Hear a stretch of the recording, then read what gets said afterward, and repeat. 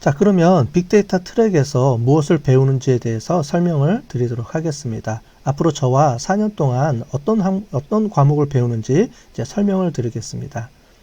먼저 빅데이터란 무엇인지 설명을 드리도록 하겠습니다. 빅데이터란 말 그대로 빅이라는 말이죠. 빅은 이제 크다라는 의미가 있는데, 크다라는 의미는 데이터가 많다라는 의미입니다. 다른 말로 하면은 모든 데이터를 의미하는 거겠죠. 특히 최근에 들어와서 인터넷 환경이 시작되면서 인터넷에서 다양한 여러분들이 이제 다양한 정보를 획득하고 인터넷을 다양하게 사용하면서 많은 정보들이 생성하게 됩니다. 여러분들이 매일매일 손으로 핸드폰을 들고 이제 인터넷 검색도 하고 다양하게 활동을 하시죠. 이제 그러한 정보들이 그러한 것들이 이제 전부 다 정보로 저장이 된다는 거죠. 그럼 옛날에는 그러한 정보들이 생성이 됐지만 옛날에는 저장을 못했습니다. 그래서 실제로 필요한 것만 저장을 하게 되죠. 그걸 우리가 데이터베이스에 저장한다라는 표현을 쓰는데 나중에 우리가 따로 배우도록 하겠습니다. 그렇지만 이제 앞으로는 그런 데이터 말고 우리가 실제로 사용하는 모든 데이터들이 실제로 저장이 되고 분석이 되고 그걸 이용해서 우리가 활용할 수 있다는 거죠. 그렇게 되면서 이제 빅데이터라는 게 각광을 받기 시작한 거죠. 그만큼 엄청나게 많은 양의 정보들을 우리가 이제 습득할 수 있게 됐기 때문에 그거를 분석해서 잘 활용만 한다면 사람들한테 유용한 어떤 그런 정보들을 끄집어낼 수 있다라는 겁니다. 그러면 이제 어떻게 하면 빅데이터라는 거를 분석할 수 있는지 분석할 수 있는지를 이제 설명을 드리도록 하겠습니다. 일단 빅데이터의 특징이 있습니다. 빅데이터는 일단 양이 많고요. 다양한 형태를 띠고 있고요. 엄청나게 속도를 빨리 처리해 줘야 되고요. 그 다음에 이제 엉뚱한 데이터들이 많이 있기 때문에 그 데이터의 정확성을 분석해 줘야 되는 거죠. 이러한 데이터들을 이런 빅데이터의 특성이 있기 때문에 이 빅데이터를 분석하려고 그러면은 쉽지가 않습니다. 그래서 그런 것들을 전문적으로 분석하는 사람들을 우리가 뭐라고 부르냐면 빅데이터 전문가 또는 데이터 사이언티스트라고 우리가 얘기를 하죠. 아까 전에 본 것처럼 빅데이터는 다양하고 많고 워낙 복잡하기 때문에 그거를 다루는 사람들 또한 다양한 스킬을 갖고 있어야 됩니다. 그래서 여기 보시는 것처럼 빅데이터 전문가가 되기 위해서는 크게 한 4가지 분야의 그 관련된 영역에서의 기술을 갖고 있어야 된다고 얘기하는데요. 첫 번째가 Math and Statistics라고 하죠. 이게 바로 이제 수학입니다. 이제 데이터를 분석해야 되기 때문에요.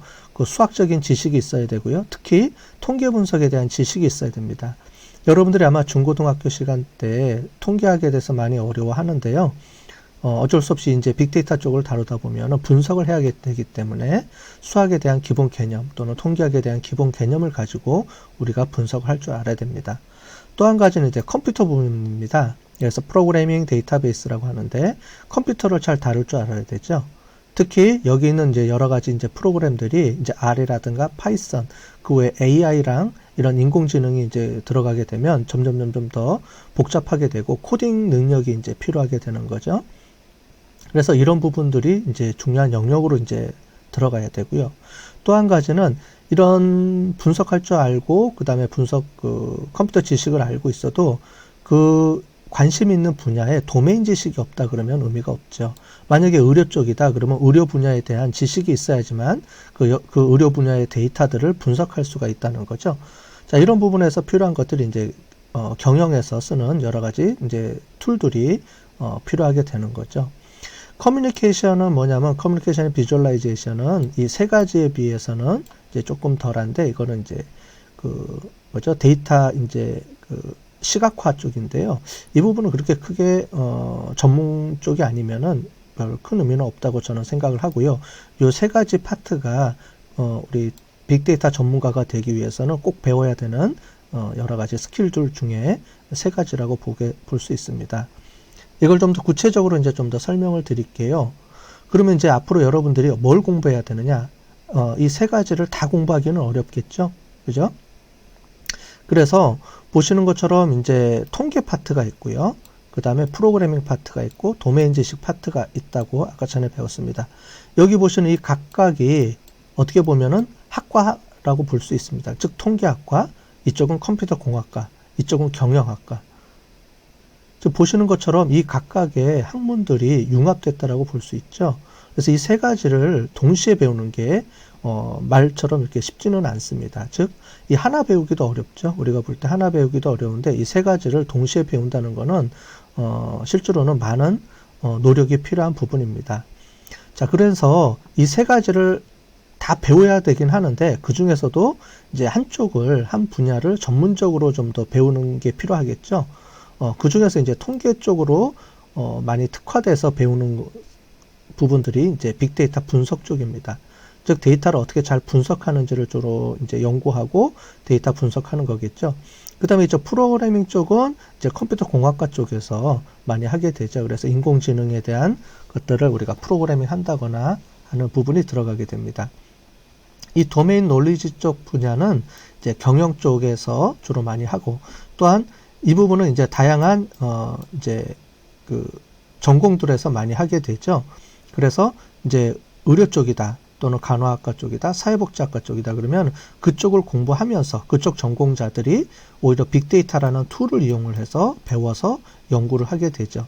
그래서 이쪽 부분은 주로 이제 도메인 지식, 즉 전공 분야에 특화된 사람들이 주로 많이 하게 됩니다. 자, 이 세 가지가 있는데 이 세 가지 중에서 어떤 거를 더 특화시킬 거냐라는 파트라고 아까 전에 설명을 드렸는데, 저희 쪽은 이 두 가지를 이제 주로 강점으로 보고 있습니다. 그래서 통계 쪽하고 경영 쪽하고 있고요. 이쪽 프로그래밍 쪽도 저희가 많이 커버는 하지만 실제로 이제 프로그래밍 중심으로 하는 거는 이제 컴퓨터 공학과 쪽에서 이제 많이 다루게 되겠죠.